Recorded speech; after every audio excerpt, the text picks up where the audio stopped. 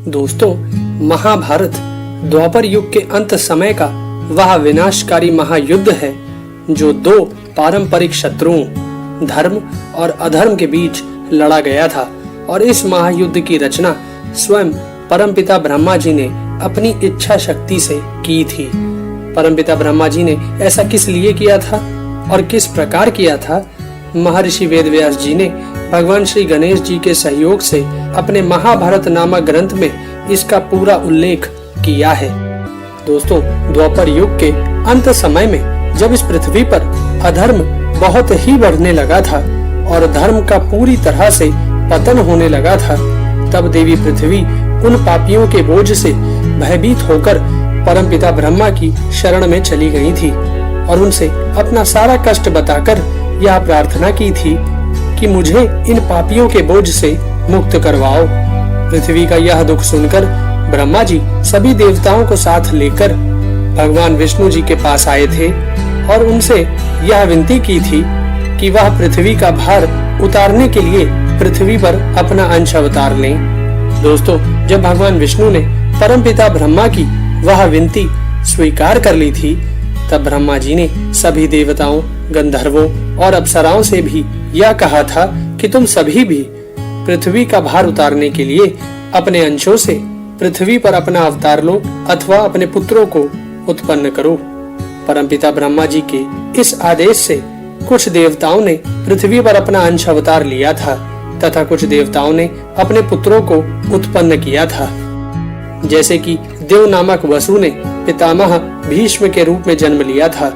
बृहस्पति देव के अंश से द्रोणाचार्य उत्पन्न हुए थे।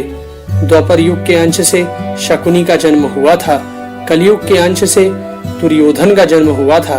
इसी प्रकार देवी कुंती के गर्भ से भगवान सूर्यदेव ने कर्ण को, धर्मदेव ने युधिष्ठिर को, वायुदेव ने भीम को तथा देवराज इंद्र ने अर्जुन को अपने पुत्र के रूप में उत्पन्न किया था।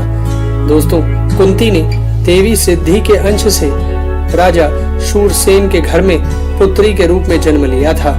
तब उनका नाम प्रथा था, परंतु राजा शूरसेन ने अपनी उस पुत्री प्रथा को अपनी बुआ के संतानहीन पुत्र राजा कुंती भोज को दे दिया था। राजा कुंती भोज की पुत्री हो जाने के कारण ही प्रथा को कुंती कहा जाने लगा था। प्रथा के बाद राजा शूरसेन के घर में दूसरी संतान के रूप में वासुदेव जी का जन्म हुआ था। दोस्तों, वासुदेव जी जब युवा हुए तो उनका विवाह मथुरा के राजा कंस की बहन देवकी के साथ हुआ था, परंतु उनके विवाह के समय ही यह आकाशवाणी हो गई थी कि देवकी और वासुदेव के 8वें पुत्र के हाथों से ही कंस की मृत्यु होगी। तब देवकी के सभी पुत्रों को मार डालने के लिए कंस ने अपनी बहन देवकी और बहनोई वासुदेव को कैद करके अपने कारागार में डाल दिया था। फिर उसी कारागार में देवकी के गर्भ से 8वें पुत्र के रूप में भगवान विष्णु ने अपना कृष्ण रूपी अंश अवतार लिया था। भगवान श्री कृष्ण ने अपने बालपन से ही अपनी लीलाएं दिखाते हुए अधर्मियों का विनाश करना आरंभ कर दिया था और कंस सहित कई असुरी शक्तियों का वध कर दिया था। महर्षि वेदव्यास जी ने अपनी महाभारत कथा में इक्ष्वाकु वंश के एक बड़े ही प्रतापी राजा महाभीष के बारे में उल्लेख किया है। राजा महाभीष मृत्यु को प्राप्त होने के बाद स्वर्गलोक में निवास कर रहे थे। एक दिन स्वर्गलोक में निवास करने वाले कई राजर्षि किसी कार्य से परमपिता ब्रह्मा जी से मिलने ब्रह्मलोक गए हुए थे। वह सभी राजर्षि ब्रह्मा जी से वार्तालाप कर ही रहे थे कि तभी देवी गंगा परमपिता ब्रह्मा जी से मिलने वहां आ गई थी। उसी समय हवा के एक झोंके से देवी गंगा के वस्त्र कुछ खिसक गए थे। यह देख सभी राजर्षियों ने अपनी आंखें नीची कर ली थीं, परंतु राजर्षि महाभीष एकटक देवी गंगा को ही देखते रहे। राजर्षि महाभीष के इस अभद्र आचरण के कारण उनके सारे पुण्य नष्ट हो गए थे। तब ब्रह्मा जी ने महाभीष से कहा था कि तुम्हारे पुण्यों के नष्ट हो जाने के कारण तुम्हें फिर से पृथ्वी पर जन्म लेना पड़ेगा। यह सुनकर महाभीष को बड़ा दुख हुआ था, इसलिए उन्होंने परमपिता ब्रह्मा जी से प्रार्थना की थी कि उन्हें कुरुवंशी राजा प्रतीप के यहाँ ही पुत्र रूप में जन्म मिले, क्योंकि उस समय हस्तिनापुर के राजा प्रतीप ही इस पृथ्वी के सबसे प्रतापी राजा थे।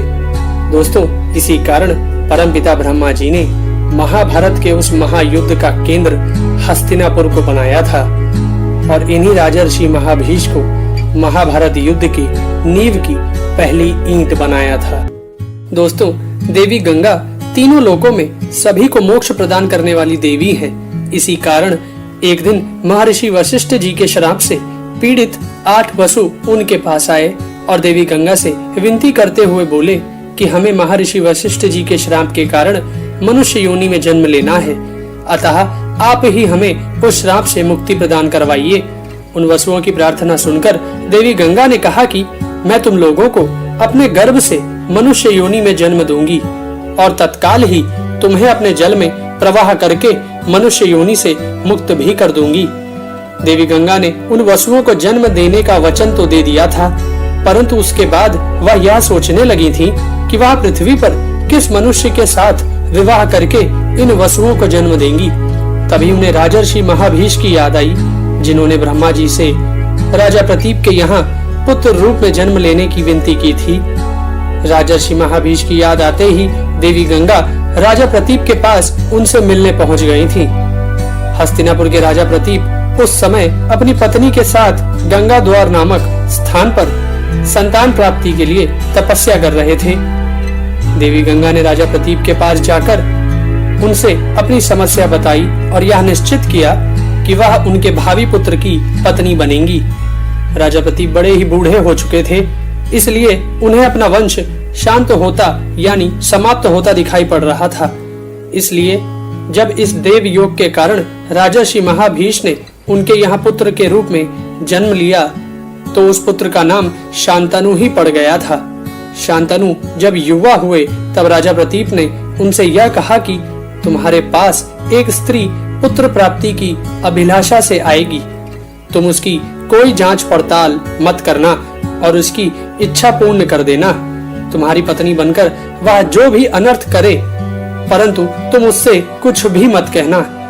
शांतनु को यह समझाने के बाद राजा प्रतीप ने शांतनु को हस्तिनापुर का राजा बना दिया और खुद तपस्या करने के लिए वन में चले गए थे।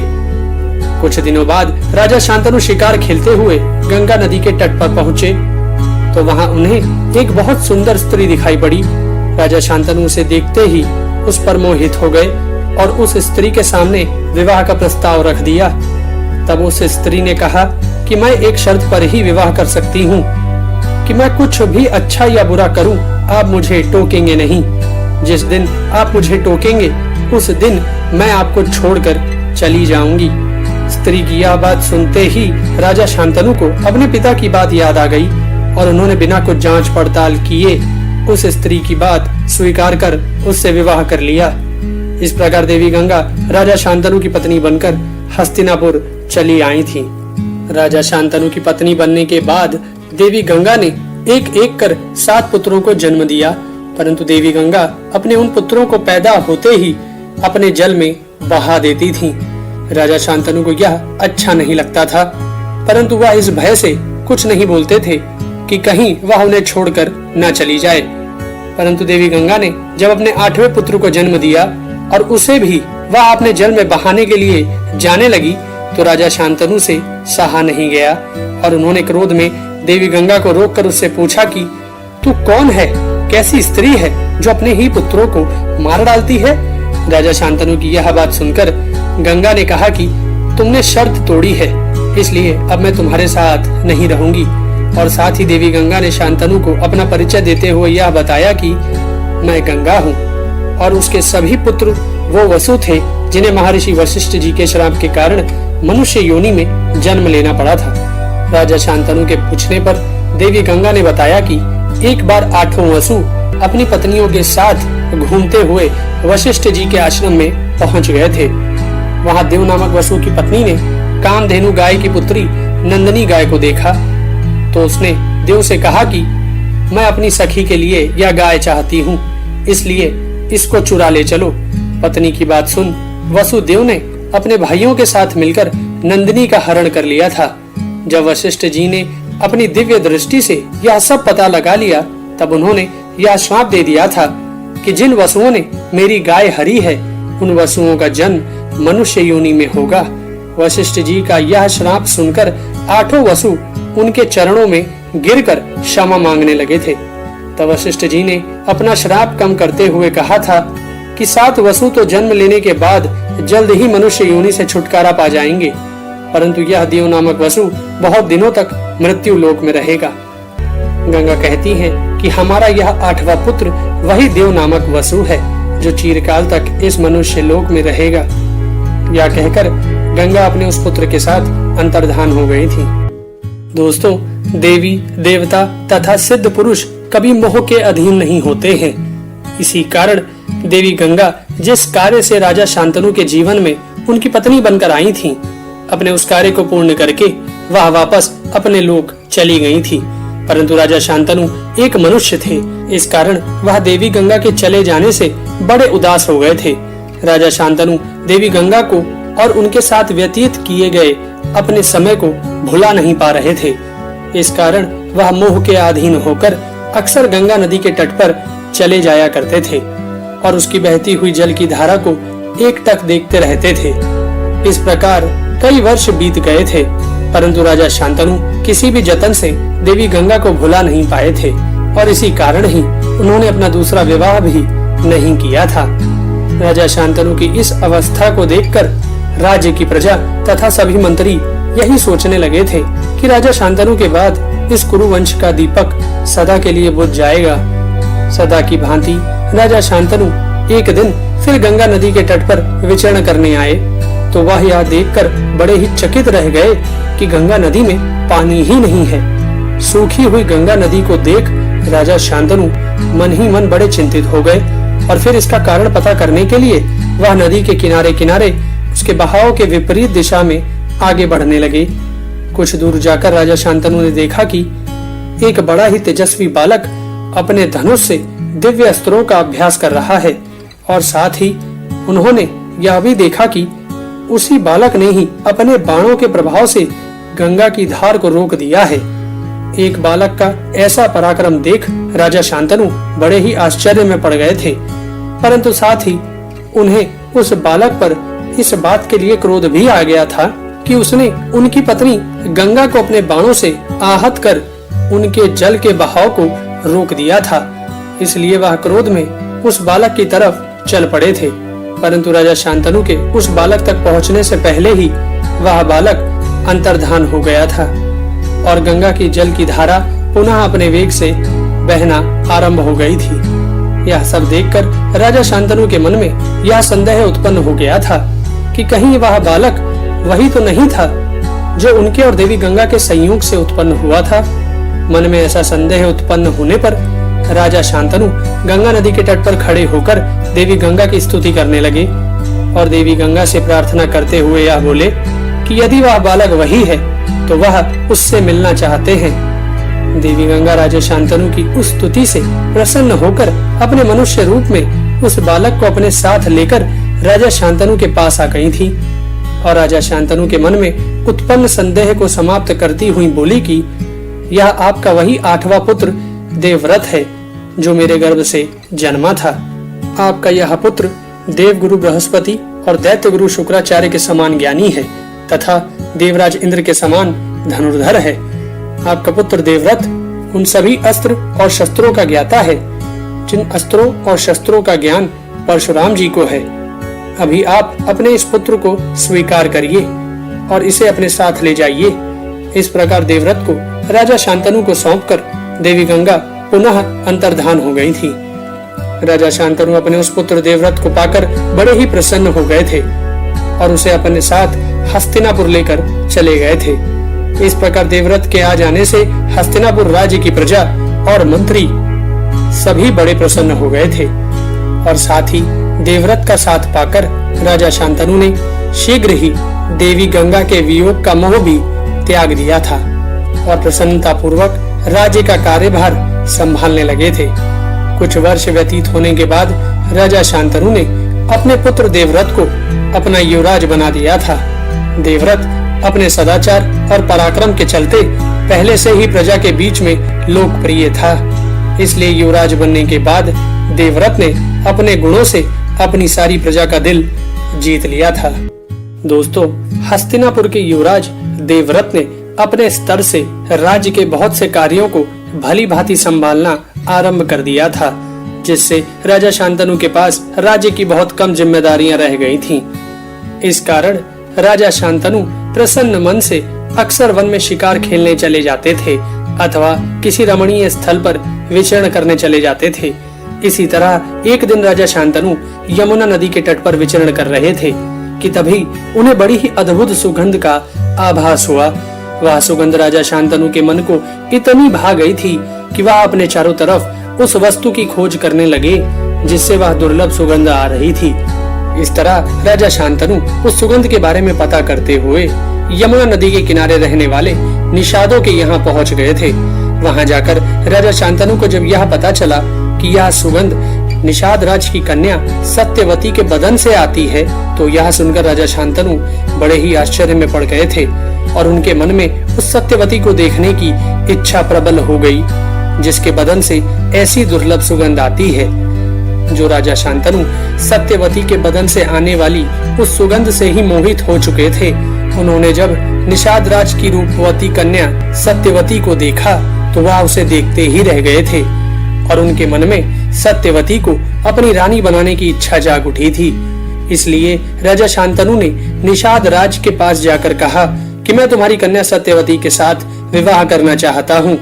राजा शांतनु की यह बात सुनकर निषाद राज ने उनसे कहा कि यदि आप मेरी पुत्री सत्यवती के पुत्र को अपना उत्तराधिकारी बनाने का वचन देंगे तो ही मैं उसका विवाह आपके साथ करवा सकता हूँ।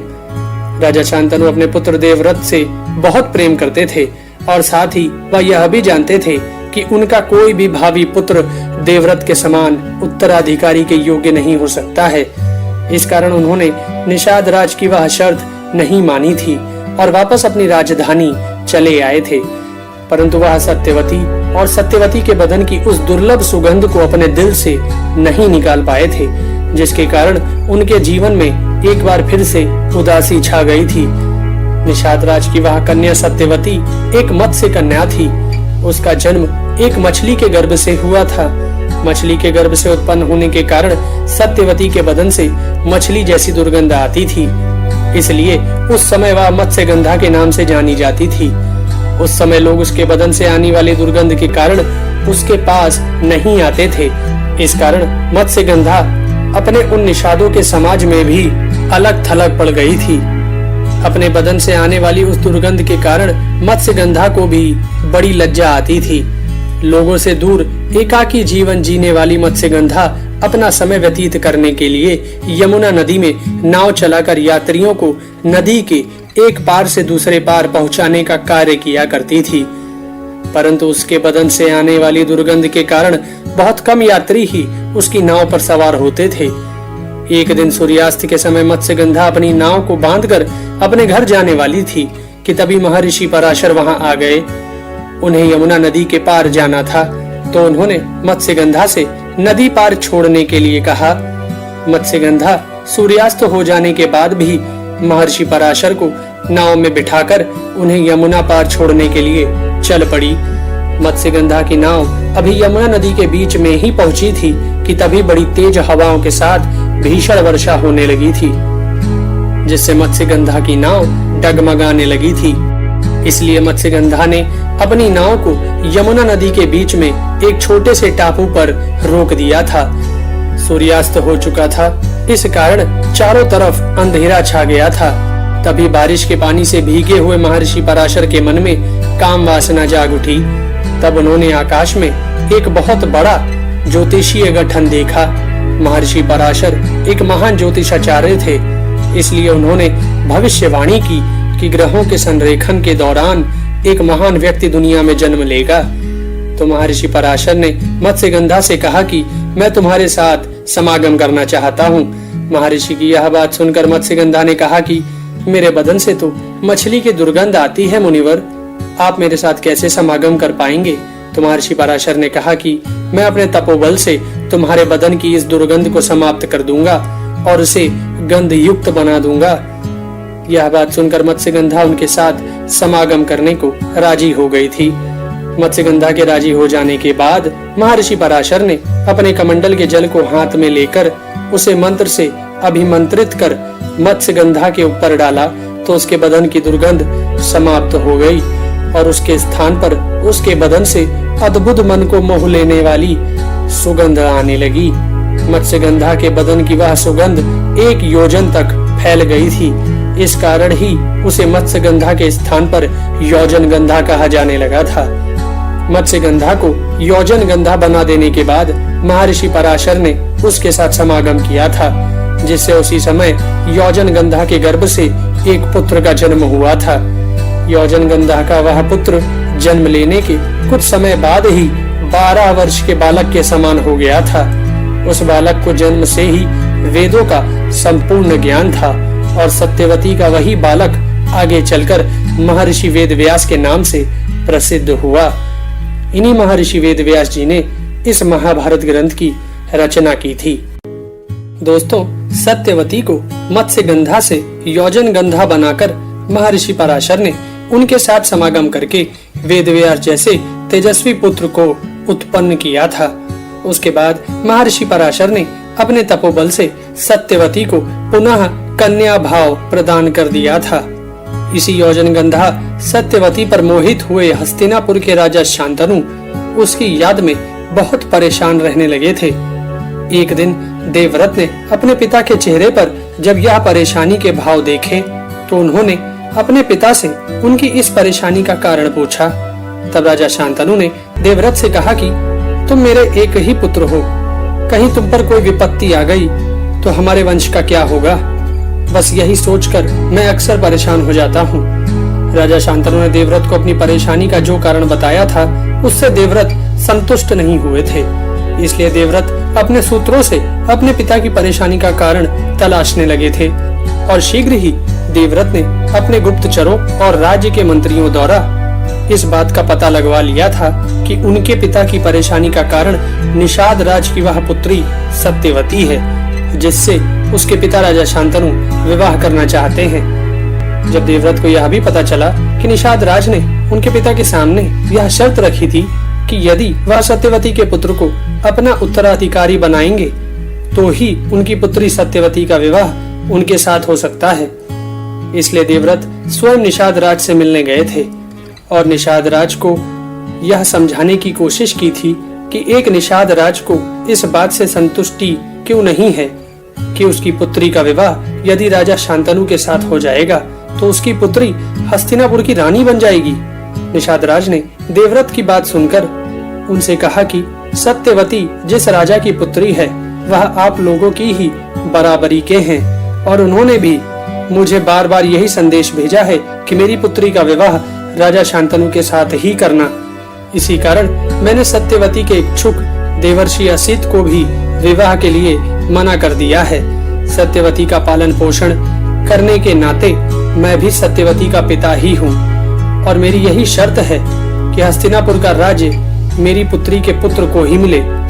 निषाद राज की यह बात सुनकर देवव्रत उनसे कहते हैं कि मैं शपथ लेकर तुम्हें यह विश्वास दिलाता हूँ कि सत्यवती के गर्भ से उत्पन्न हुआ पुत्र ही हस्तिनापुर का राजा होगा। देवव्रत की यह बात सुनकर निषाद राज उनसे कहते हैं कि मुझे आप पर पूरा विश्वास है, परंतु भविष्य में आपके पुत्र सत्यवती के पुत्र से राज्य छीन भी तो सकते हैं। निषाद राज की यह बात सुनकर देवव्रत बड़ी दुविधा में पड़ गए थे। उनकी समझ में यह नहीं आ रहा था कि वह निषाद राज को विश्वास कैसे दिलाएं। इसलिए उन्होंने अपने पिता की प्रसन्नता के लिए निषाद राज के सामने सभी देवताओं को साक्षी मानकर यह प्रतिज्ञा कर ली थी कि वह कभी विवाह नहीं करेंगे और आजीवन ब्रह्मचर्य धर्म का पालन करेंगे।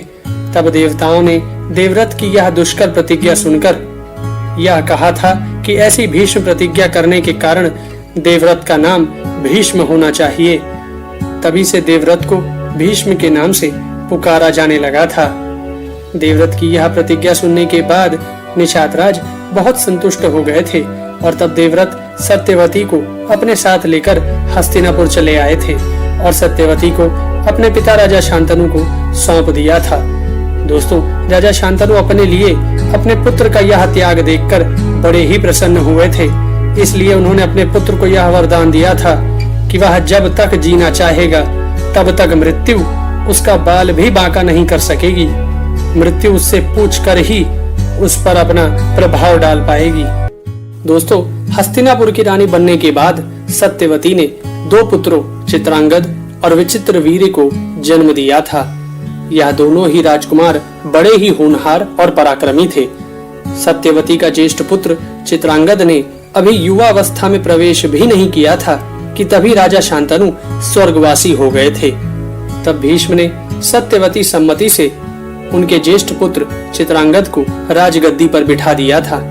चित्रांगद बड़ा ही पराक्रमी था, इसलिए उसने अपनी उसी अवस्था में कई राजाओं को पराजित कर उनके राज्य पर अधिकार कर लिया था। इसी चित्रांगद नाम का एक गंधर्वों का राजा भी था।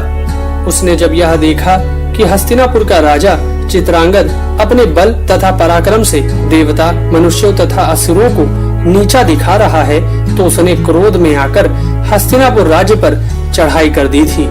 तब 3 वर्ष तक हस्तिनापुर के राजा चित्रांगद और गंधर्व राज चित्रांगद के बीच कुरुक्षेत्र के मैदान पर युद्ध चला था।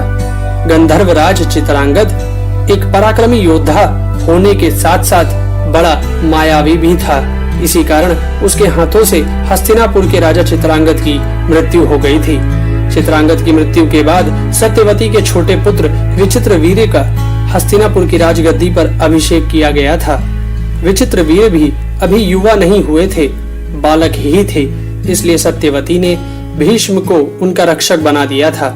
विचित्रवीर्य बड़ा ही आज्ञाकारी बालक था, इसलिए वह भीष्म की आज्ञा अनुसार अपने राज्य पर सफलता पूर्वक शासन करने लगा था। कुछ समय बाद जब विचित्रवीर्य युवा हुए, तब भीष्म और सत्यवती उनके विवाह के बारे में विचार करने लगे। तभी उन्हें यह समाचार मिलता है कि काशी नरेश अपनी 3 कन्याओं का स्वयंवर कर रहे हैं। तब भीष्म अपनी माता सत्यवती से आज्ञा लेकर अकेले ही उस स्वयंवर में चले गए थे। काशी नरेश की पुत्रियों के स्वयंवर में अकेले चले जाना भीष्म की बहुत बड़ी भूल थी, क्योंकि उनकी उम्र बहुत हो चुकी थी और साथ ही उन्होंने आजीवन ब्रह्मचर्य धर्म का पालन करने की प्रतिज्ञा भी की हुई थी। इस कारण उस स्वयंवर में उपस्थित सभी राजा उन पर हंसने लगे थे, जिसके कारण भीष्म को बड़ा ही क्रोध आ गया था। इसलिए उन्होंने काशी नरेश की 3 पुत्रियों को बलपूर्वक अपने रथ पर बिठा लिया था और वहां उपस्थित सभी राजाओं से यह कहा था कि मैं अपने भाई विचित्रवीर्य के लिए काशी नरेश की एक पुत्री का रिश्ता मांगने आया था, परंतु तुमने मेरा उपहास किया है। अभी मैं काशी नरेश की 3 पुत्रियों का बलपूर्वक हरण कर रहा हूँ। तुम सभी राजा मिलकर या तो मुझे जीत लो या फिर हार कर भाग जाओ यहाँ से। भीष्म की यह चुनौती सुनकर सभी राजाओं ने मिलकर अपनी सेना के साथ अकेले भीष्म पर धावा बोल दिया था, परंतु भीष्म ने अकेले ही राजाओं को उनकी सेना सहित परास्त कर दिया था और काशी नरेश की 3 पुत्रियों का हरण करके हस्तिनापुर वापस चले आए थे।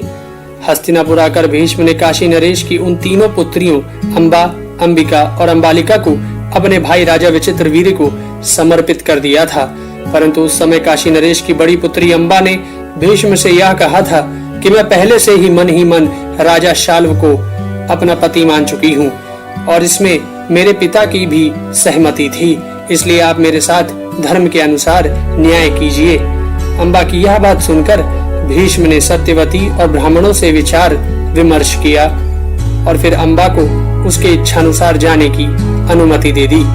अंबा के जाने के बाद अंबिका और अंबालिका का विवाह राजा विचित्रवीर्य के साथ कर दिया गया था। अंबिका और अंबालिका जैसी पत्नियों को पाने के बाद राजा विचित्रवीर्य बड़ा ही कामासक्त हो गया था। इस कारण वह विवाह के 7 वर्ष बाद क्षय रोग से पीड़ित हो गया। राजा विचित्रवीर्य की बहुत चिकित्सा कराई गई, परंतु वह स्वस्थ नहीं हो पाया और उसी क्षय रोग के कारण मृत्यु को प्राप्त हो गया। दोस्तों, देवी सत्यवती अपने पुत्र राजा विचित्रवीर्य की मृत्यु से इस कारण बहुत ही ज्यादा दुखी हो गई थी, क्योंकि विचित्रवीर्य अपनी पत्नियों से संतान उत्पन्न किए बिना ही परलोकवासी हो गया था। कुछ दिन व्यतीत होने के बाद सत्यवती ने भीष्म को अपने पास बुलाया था और उनसे कहा कि अभी हमारे वंश की रक्षा का भार तुम पर ही है। इसलिए तुम अपने भाई विचित्रवीर्य की दोनों पत्नियों से संतान उत्पन्न करके वंश की रक्षा करो और साथ ही हस्तिनापुर के राज्य सिंहासन पर बैठकर प्रजा का पालन करो। सत्यवती की यह बात सुनकर भीष्म ने तब यह कहा था कि माता, मैंने आपके विवाह के समय जो राजपद का त्याग कर सदा के लिए ब्रह्मचर्य धर्म का पालन करने की प्रतिज्ञा की थी, अपनी उस प्रतिज्ञा को मैं कभी नहीं तोड़ सकता हूँ। इसलिए ना तो मैं हस्तिनापुर के सिंहासन पर बैठ सकता हूँ और ना ही अपने भाई की पत्नियों से पुत्र उत्पन्न कर सकता हूँ। भीष्म से इस प्रकार का उत्तर पाकर सत्यवती इस सोच में पड़ गई थी कि वह किस प्रकार अपने वंश की रक्षा करे। ऐसे में सत्यवती को महर्षि पराशर से उत्पन्न अपने पहले पुत्र महर्षि वेदव्यास की याद आ जाती है और वह भीष्म से अपने पुत्र महर्षि वेदव्यास के बारे में सब कुछ बताकर उनकी सहमति से अपने पुत्र व्यास जी का स्मरण करती है। महर्षि वेदव्यास जी बड़े ही तपस्वी ऋषि तथा पुण्य आत्मा योगी थे। इस कारण उन्हें भगवान श्री कृष्ण द्वैपायन अथवा भगवान वेदव्यास कहकर पुकारा जाता था। जिस समय भगवान व्यास जी की माता सत्यवती ने उनका स्मरण किया था, उस समय भगवान व्यास जी हस्तिनापुर से इतनी दूरी पर थे कि वहां से हस्तिनापुर पहुंचने में एक घुड़सवार को 1 सप्ताह से अधिक समय लग सकता था। परंतु भगवान वेदव्यास जी अपने अद्भुत तपोबल और योग बल के कारण अपनी माता सत्यवती के स्मरण करते ही उनके सामने उपस्थित हो गए थे। तब देवी सत्यवती ने अपने पुत्र भगवान वेदव्यास को आज्ञा देते हुए यह कहा था कि तुम्हारा भाई विचित्रवीर्य निसंतान ही परलोक से धार गया है, इसलिए तुम उसकी पत्नियों से पुत्र उत्पन्न करके उसके वंश की रक्षा करो। भगवान वेदव्यास जी अपनी माँ की आज्ञा का उल्लंघन नहीं कर सकते थे। इस कारण अपनी माँ की आज्ञा को स्वीकार करते हुए यह बोले थे कि मैं इस कक्ष में बैठा हूँ। आप विचित्रवीर्य की दोनों पत्नियों से कहो कि वह निर्वस्त्र होकर कक्ष में आए और मेरे सामने से चलती हुई चली जाएं। अपने पुत्र की यह बात सुनकर देवी सत्यवती उस कक्ष से बाहर चली गई थी और भगवान वेदव्यास एक आसन पर योग मुद्रा में विराजमान हो गए थे। जब देवी सत्यवती ने विचित्रवीर्य की पत्नियों अंबिका और अंबालिका से कहा कि वह कक्ष में बैठे भगवान वेदव्यास जी के सामने से निर्वस्त्र होकर चली जाएं, तो वह दोनों पहले तो इस कार्य के लिए राजी नहीं हुई थी, परंतु फिर वंश की रक्षा के लिए उन दोनों ने ऐसा करना स्वीकार कर लिया था और साथ ही अपनी एक दासी को भी निर्वस्त्र करवाकर साथ में ले गई थी। जब अंबिका और अंबालिका निर्वस्त्र होकर भगवान व्यास जी के सामने से जा रही थी, उस समय अंबिका ने लज्जा के कारण अपनी दोनों आंखें बंद कर ली थी। इस कारण उससे उसके गर्भ में एक नेत्रहीन बालक उत्पन्न हुआ था, जिसका नाम धृतराष्ट्र रखा गया था। धृतराष्ट्र के रूप में हंस नामक एक गंधर्व ने जन्म लिया था। इसी प्रकार अंबालिका भगवान वेदव्यास के सामने आने पर भय से कांपती हुई पीली पड़ गई थी, जिसके कारण उसके गर्भ से जो पुत्र उत्पन्न हुआ वह बालक पीले रंग का तथा पांडु रोग से ग्रसित था। इसी कारण उस बालक का नाम ही पांडु पड़ गया था। गंधर्व हंस के छोटे भाई ने ही पांडु के रूप में जन्म लिया था। परंतु अंबिका और अंबालिका ने अपनी जिस दासी को निर्वस्त्र करके अपने साथ अपना सहयोग करने के लिए ले गई थी, वह दासी भी भगवान वेदव्यास जी के योग बल से गर्भवती हो गई थी। परंतु वह दासी बड़ी निर्भीक होकर भगवान वेदव्यास जी के सामने आई थी, इसलिए उस दासी के गर्भ से स्वयं भगवान धर्मराज ने पुत्र रूप में जन्म लिया था और उस बालक का नाम रखा गया था विदुर। दोस्तों, अंबिका के गर्भ से हंस नामक गंधर्व ने तथा अंबालिका के गर्भ से गंधर्व हंस के छोटे भाई ने पुत्र रूप में जन्म लिया था। परंतु उनकी दासी जो कि शूद्र थी, उसके गर्भ से स्वयं भगवान धर्मराज के पुत्र रूप में जन्म लेने का कारण एक श्राप था। प्राचीन काल में मांडव्य नाम के एक तपस्वी ब्राह्मण थे। वह अपने आश्रम के बाहर एक पेड़ के नीचे खड़े होकर तपस्या कर रहे थे और साथ ही उन्होंने अपनी तपस्या पूरी होने तक मौन व्रत धारण कर रखा था। एक बार कुछ लुटेरे बहुत सा धन लूटकर भाग रहे थे और राजा के सिपाही उनका पीछा कर रहे थे। लुटेरे सैनिकों से बचते हुए मांडव्य जी के आश्रम में पहुंच गए और उनके आश्रम में लूट का धन छिपाकर सैनिकों से बचने के लिए वहीं छिप भी गए। कुछ देर बाद उन डाकुओं को खोजते हुए राजा के सिपाही वहां आए। सिपाहियों ने मांडव्य जी से उन डाकुओं के बारे में पूछा तो मौन व्रत में होने के कारण उन्होंने सिपाहियों को कोई उत्तर नहीं दिया। तब सैनिकों ने मांडव्य जी के आश्रम की तलाशी लेनी शुरू कर दी। आश्रम की तलाशी लेने पर सैनिकों को सारा धन और डाकू दोनों ही मिल गए। इसलिए सिपाहियों ने डाकुओं के साथ मांडव्य जी को भी पकड़ ले गए और उन्हें अपने राजा के सामने उपस्थित किया। और राजा ने भी सभी डाकुओं के साथ मांडव्य मुनि को भी सूली पर चढ़ाने का आदेश दे दिया। सिपाहियों ने मांडव्य मुनि को सूली पर तो चढ़ा दिया, परंतु कई दिन बीत जाने पर भी उनकी मृत्यु नहीं हुई। मांडव्य मुनि सूली पर लटके हुए ही एक दिन बहुत से ऋषियों का स्मरण करते हैं तो रात्रि के समय कई ऋषि पक्षियों के रूप में उनके पास आ जाते हैं। सभी ऋषि जब मांडव्य मुनि को सूली पर लटका हुआ देखते हैं तो उन्हें बड़ा दुख होता है। वे मांडव्य जी से पूछते हैं कि उन्होंने ऐसा क्या अपराध किया था जिसकी उन्हें यह सजा मिली है। तो मांडव्य मुनि उन्हें पूरी बात बताते हैं और कहते हैं कि यह मेरे ही किसी अपराध का फल है। पहरेदार जब यह देखते हैं कि ऋषि को सूली पर चढ़ाए बहुत दिन हो गए हैं परंतु यह अभी तक जीवित है तो वह यह खबर अपने राजा तक पहुंचा देते हैं। यह खबर सुनकर राजा को आभास हो जाता है कि उससे बहुत बड़ी भूल हो गई है। इस कारण वह जल्दी से मांडव्य मुनि को सूली से नीचे उतरवाकर उनके चरणों में गिरकर क्षमा याचना करने लगता है। मांडव्य मुनि राजा को क्षमा कर देते हैं परंतु बहुत उपाय करने पर भी मांडव्य मुनि के शरीर से शूल नहीं निकल सका। तब उस शूल को बाहर से ही काट दिया गया। तब मांडव्य मुनि ने अपने शरीर में गड़े हुए उस शूल के साथ ही अपनी तपस्या पूरी की और दुर्लभ लोक प्राप्त कर लिए।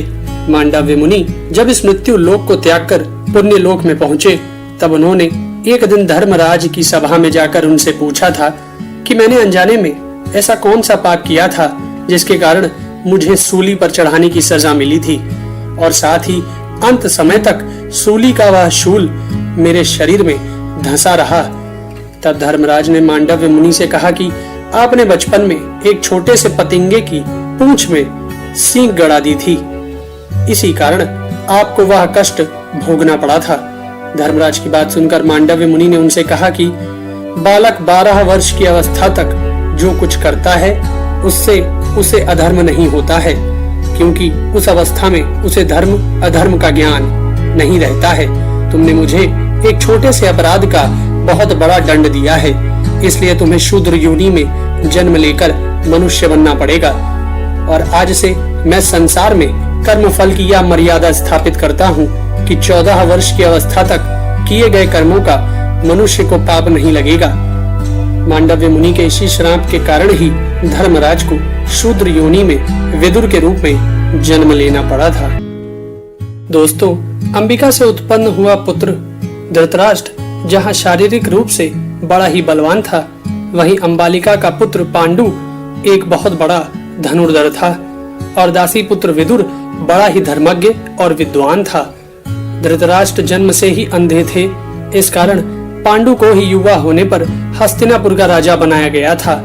पांडु को राजगद्दी पर बिठाने के बाद देवी सत्यवती अपने दोनों पौत्रों धृतराष्ट्र और पांडु के विवाह के विषय में भीष्म से विचार विमर्श करने लगी थी।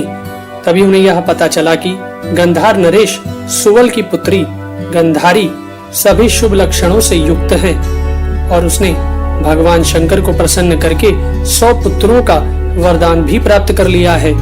गांधारी के बारे में यह सब सुनकर भीष्म ने गंधार नरेश के पास धृतराष्ट्र और गंधारी के रिश्ते के लिए अपना एक दूत भेजा। पहले तो गंधार नरेश सुवल ने एक अंधे के साथ अपनी पुत्री का विवाह करने से मना कर दिया था, परंतु बाद में हस्तिनापुर के राजवंश और सदाचार पर विचार कर अपनी पुत्री गंधारी का विवाह धृतराष्ट्र के साथ करने का निश्चय कर लिया था।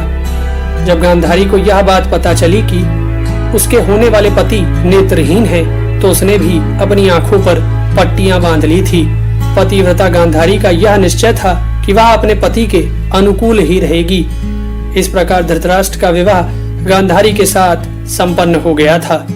इसके कुछ दिनों बाद राजा कुंती भोज की पुत्री कुंती ने अपने स्वयंवर में सत्यवती के दूसरे पौत्र राजा पांडु को अपना वर चुन लिया था। परंतु भीष्म राजा पांडु का एक और विवाह करवाना चाहते थे। इसलिए उन्होंने मद्र राज्य के राजा शल्य से उनकी बहन माद्री का हाथ राजा पांडु के लिए मांग लिया था। अतः राजा पांडु का दूसरा विवाह माद्री के साथ संपन्न हुआ था। धृतराष्ट्र और पांडु के विवाह के बाद भीष्म को जब यह पता चला कि राजा देवक के यहाँ एक दासी की पुत्री बड़ी ही सुंदर है, तो उन्होंने उस दासी की पुत्री का विवाह विदुर के साथ करवा दिया था।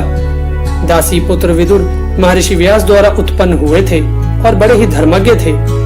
इस कारण सत्यवती और भीष्म विदुर को अपना ही एक अंग समझते थे तथा धृतराष्ट्र और राजा पांडु भी धर्मज्ञ विदुर को सदैव अपने साथ ही रखा करते थे। विवाह हो जाने के कुछ दिनों बाद राजा पांडु के मन में पूरी पृथ्वी को जीतने की इच्छा उत्पन्न हो गई थी और वह सेना लेकर पूरी पृथ्वी को जीतने के लिए निकल पड़े थे। राजा पांडु ने सबसे पहले अपने शत्रु दशारण नरेश पर आक्रमण किया और उसके राज्य को जीत लिया था। उसके बाद उन्होंने मगध राज्य पर चढ़ाई करके उनको उनके ही राजगृह में जाकर मार डाला था। फिर राजा पांडु ने विदेह, काशी, शुंभ और पुड्र आदि राज्यों पर अपनी विजय पताका फहराई। इस प्रकार अनेकों राजाओं को पराजित कर राजा पांडु को पृथ्वी का सम्राट मान लिया था। राजा पांडु के सम्राट बनने के बाद एक दिन महर्षि व्यास अपने पुत्र को आशीर्वाद देने के लिए हस्तिनापुर आए थे। तब तीनों पुत्र वधुओं गंधारी, कुंती तथा माद्री ने अपने ससुर महर्षि व्यास की बहुत सेवा की थी। उस समय महर्षि व्यास जी एक नेत्रहीन की तरह जीवन जी रही गांधारी की सेवा से बड़े ही संतुष्ट हुए थे। इसलिए उन्होंने गांधारी से एक मनचाहा वर मांगने को कहा था। तब पतिव्रता गांधारी ने महर्षि व्यास से यह विनती की थी कि उन्हें भगवान शिव के वरदान से जो 100 पुत्र प्राप्त होने वाले हैं, मेरे वह सभी पुत्र मेरे पति की तरह बलशाली हों और साथ में मुझे एक पुत्री भी प्राप्त हो। कुछ समय बाद राजा पांडु अपनी दोनों पत्नियों और सेना के साथ वन में शिकार खेलने के लिए चले आए थे। एक दिन शिकार खेलते समय राजा पांडु की नजर एक मृग और मृगी पर पड़ गई जो मैथुन क्रिया कर रहे थे। राजा पांडु ने अपने बाणों से उन दोनों मृग और मृगी को घायल कर दिया था। घायल होते ही वह मृग और मृगी मनुष्य रूप में परिवर्तित हो गए थे। वह ऋषि किंदम और उनकी पत्नी थे। किंदम ऋषि ने राजा पांडु से कहा कि मैं एक तपस्वी मुनि हूँ और मृग रूप में अपनी पत्नी के साथ विहार कर रहा था, इसलिए मुझे मारने से तुम्हें ब्रह्म हत्या तो नहीं लगेगी, परंतु तुमने मुझे जिस अवस्था में मारा है उसी अवस्था में जब तुम अपनी पत्नी के साथ सहवास करोगे तभी तुम्हारी मृत्यु हो जाएगी। राजा पांडु को यह श्राप देकर किंदम ऋषि और उनकी पत्नी ने अपने प्राण त्याग दिए थे।